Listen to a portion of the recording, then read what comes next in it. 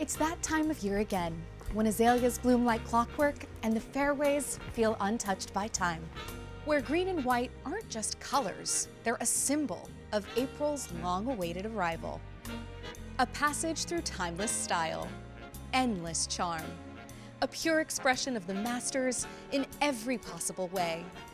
The living tapestry of tradition on these hallowed grounds comes alive. Under the green and white, the world simply slows down. And we remember why this place and this tournament, well, it never gets old. And that reminds me, our next guest is about to arrive. See you under the umbrellas.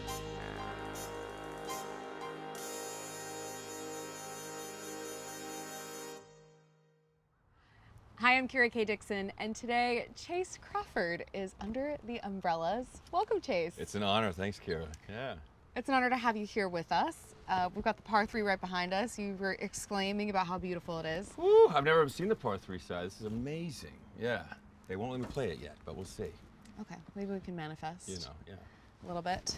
Well, Chace Crawford, spotted. Masters tournament. Sorry. It's all good. All good. We got love for that show. It's been about 20 years though. Getting old.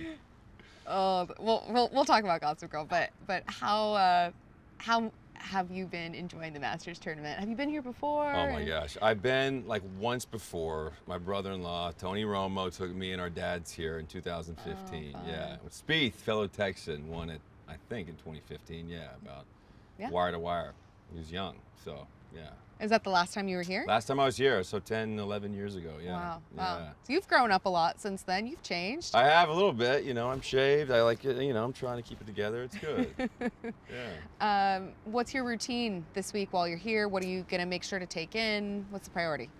I get a little emotional walking on the grounds. It's like, I don't know, I grew up in that Tiger era, you know, 90s, 2000s, and so it's just the moments I've seen on screen, but I kind of like popping over to like 15, 16 area and like kind of perching up there. But we walked all over this morning. What else? I like to see that spot that Bubba hit that hook out of on 10. I want to see Scheffler and Spieth, my fellow Texans. You know, it's good to see them, and even though they got huge crowds following them, we tried. But I'll catch them on the back. So okay, yeah. okay. How's your golf game? Terrible. It's not good. No, I played probably like 5 or 6 times in the past year. I've like been working a little, had a little back thing, but it's good. Working through some injuries. Yeah, I got a little mini golf tournament next weekend. We'll see how it is, but it's not too bad. So. Okay. So how did you get into golf?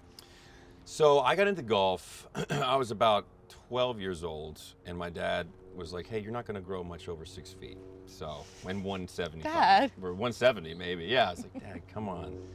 But he was smart. He's like, I think you should play golf. You enjoy, you can play your whole life. You know what I mean? Like, you're not gonna probably go pro in football. And was that the original or golf. dream? No. But he was just being a realist. Like, you know, probably not gonna play college. It was Texas football. I still played. I was still kind of on the team. Had some fun.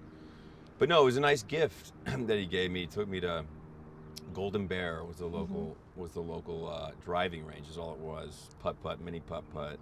And that's how I learned. Yeah, and I made the golf team, JV for a little while, got hazed, and made it all the way to senior year. And we almost won state championship one year. We were runners up. We didn't do it, but it was fun. It's okay. Yeah, it's okay. It's okay. I know my you're still feeling it. My Yeah. glory days. Coming back. I love that. The Golden Bear. The Golden Bear. That was the days. That's a great name for a driving range. Yeah.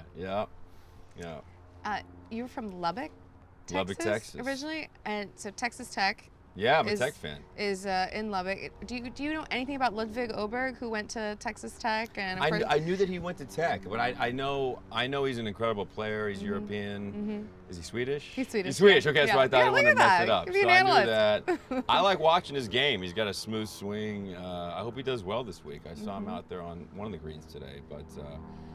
Red Raiders. My dad went to OU, Oklahoma, so I'm a Sooners fan too, but we got love for Texas Tech. Okay, so Ludwig can be like an adoptive Texan. He's an adopted Texan, yeah. Okay. Yeah. I saw you went to the Ryder Cup for the first time recently. I did. Oh, you're just racking up all of your I call in coins. favors for the golf trips. Yeah, it was cool. I wanted to see Bethpage Black. It was nice, you know. So I saw some other actor friends out there, and 'Cause the atmosphere is so incredible. It's not like any other golf tournament. Very different than the Masters, obviously, with the fans getting into it. But it was just incredible out there. Were you out there? I was. Yeah. Yeah, I was working. Okay. It was my first time as well. Really nice. Well, yeah. Okay, great. Yeah, I went for the final day. It was absolutely incredible. But I love how much you love golf. I mean, obviously you play in a lot of celebrity pro-am events and you love being in that pro-am circuit. What's it like for you to play in front of patrons, please, the nomenclature of the Masters? It's not great playing in front of patrons. I get very nervous. You do? I do. My girlfriend was like, I can't believe they have to hit this ball in front of all these people. And I was like, yeah, that's why I don't do well in these tournaments. No, I love it. It's that added pressure. There's one tournament in Tahoe I've played in a few times, and Tony plays in it every time. It's nerve-wracking, to be honest. It gives you a whole new appreciation for like the mental side of things. It's definitely nerve-wracking. How much golf are you playing with Tony? Because I know that he's like a golf sicko. He's constantly Not on much the golf anymore, course. because this is Tony. He's a scratch golfer. It's a 0 handicap, and because you just come out and play. Just come out. It's like, Christmas or Thanksgiving. Come out and play, and he acts like it's this casual pickup game. I get out there, it's like Colt Knost and like these pro guys. Will playing. Zalatoris. I mean, sometimes he plays with Scheffler out there. Yeah. Spieth could show up. I played with Spieth a few times with Tony, but he wants me to. So we'll give you like 18 shots. Thank you, Tony. Thanks, Tony. And they're out there playing. I'm like, no thanks. I'll just watch. But yeah, it's fun. Who are some of your celeb or athlete buddies that you play with regularly, outside of Tony? Oh, let's see. My buddy Miles Teller. We kind of grew up in LA for 15, maybe 20 years. Wow. Met in our early mid-20s, and we've been playing golf ever since. So he'll be my partner in a few of these charity things if he makes it out. He plays Tahoe. Who else do I play with? I've seen a few. I see Travis Kelce around sometimes. I play with him, and yeah, they're great. Yeah, it's amazing how golf creates these friendships with people that you otherwise would never really cross paths with. Nothing like sitting in a golf cart for 4 hours to get to know someone. It's the best. I mean, that's kind of how me and Miles, like, you just become really good friends with someone. It's nice. It's a good thing. So. Okay, well, can we talk about Gossip Girl now? Yeah, sure can. Yes, we can. I got nothing but love.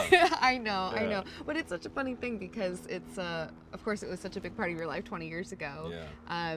And it created this whole life into its own. And do you look back on it with how fondly is that? I look back on it completely fondly. It's funny in the moment. You don't really know. It's going to have this kind of weird staying power. I mean, we didn't even foresee streaming, right? So we didn't know it would kind of have these like 9 lives, really. Like new generations of fans. Totally, like the same age, girl comes up and says, I love Gossip Girl. It's great. But those relationships were great too. I was like really close with everyone. I had like a 2 or 3 hour like lunch with Leighton the other month to like catch up, and I'll see some of those guys. I think Ed's in London. I'll see Penn's in New York, but we'll talk. I did his podcast, and it's great. Those times I look back with nothing but fondness, and New York too. We were in New York in our 20s. It was fun. So yeah, it was great.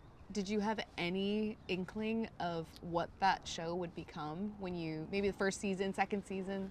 No, we didn't. I mean, I think first season, we shot the pilot. It got picked up. We had to like move to New York. I'm like, dang, New York's expensive, So I had a room with Ed actually to like just save money. And then, after it aired, we saw like the poster of our faces up on somewhere in New York. We're like, whoa, that's pretty cool. And after that, first season was pretty, I was off to the races kind of with at least the fan attention. It was nice. It was a lot of fun to get that kind of love. So.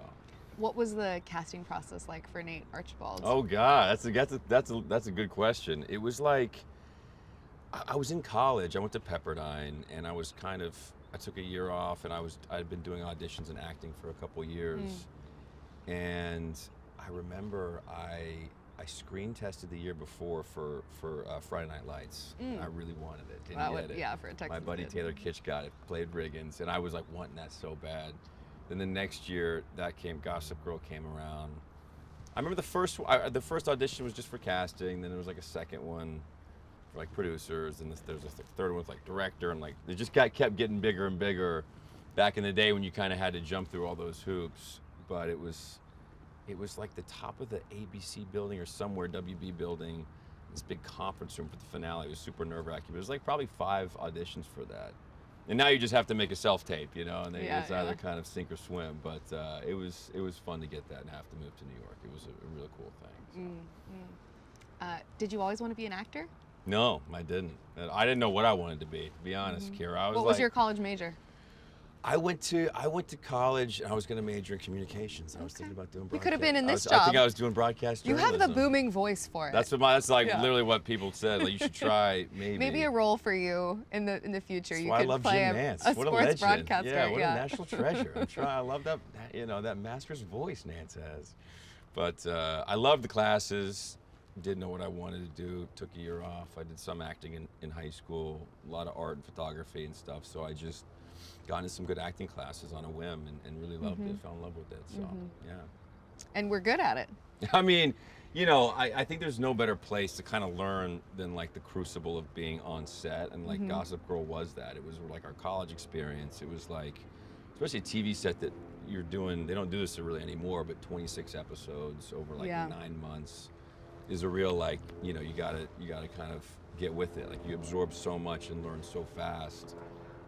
And then other opportunities that came from that, you're just kind of in the thick of it, you know what I mean? You just keep going. So I'm always trying to get better, and that was it. Of course, you've moved on to do other things, but how challenging is it to separate in a casting director's mind, you know, Nate Archibald, Gossip Girl? It's tough. From moving on to now doing something like The Boys. Right. I mean, it's a good question. It's tough because people see you as this thing, like this you know, whatever you would call it, New York preppy guy, and I think it was hard to break out of that, and that's why I was so just grateful for The Boys, and that, well, I mean, it's a completely different role, but it was a very hard pivot left turn, but it was a nice, like, shake up to be able to show range and kind of like break out of that mold a little bit, you know, and show what I can do and have some fun with some comedy and some action and some absurdity. So, you know, it's ridiculous. Yeah, that's a fun show. It's a fun show, yeah. 5th season just aired yesterday, so we're going good. Okay, yeah. all right, tune in. Yeah. Well, as an actor and someone who can appreciate the artistry of a moment, nobody does that better than Augusta National, the Masters Tournament, Jim Nance's voice and the music, and what is it about the imagery, the umbrellas, everything that Augusta creates that leads to a really magical moment for someone to consume? It's that pimento cheese sandwich. I just had one. I had a full pimento cheese. No, it's that green, you know. It's like that music coming in. It's the azaleas. But I mean, honestly, where else in the world can you walk around with no cell phones too? It's like incredible. It's like it's that tradition. I mean, it really is like no other experience in sports, not just golf. It sort of transcends all of that, you know. And growing up in the 90s, being a 90s kid, 2000s with Tiger, I mean, some of those moments on TV. Yeah. Coming here the first time in 2015 was like a little bit emotional. It was really special with my dad and Tony's dad and him. So anytime I get that invite, I'll hop on a plane and come out. It's nice. Yeah. Is the pimento cheese your favorite sandwich? Out here, yeah, for sure. I mean, I couldn't wait to get one, you know. So what else they got in there? They got some good stuff in there. Egg salad. I had an egg salad too. I had 2 sandwiches. Okay. Yeah. It's only 1 o'clock. So I know. I got tons of time. Got a long day out of here. It's been fun. So yeah, we'll see. Rory's win last year. What did you think when you watched? What were the emotions? I watched. I mean, I just remember from that was that shot on 15 that he hit.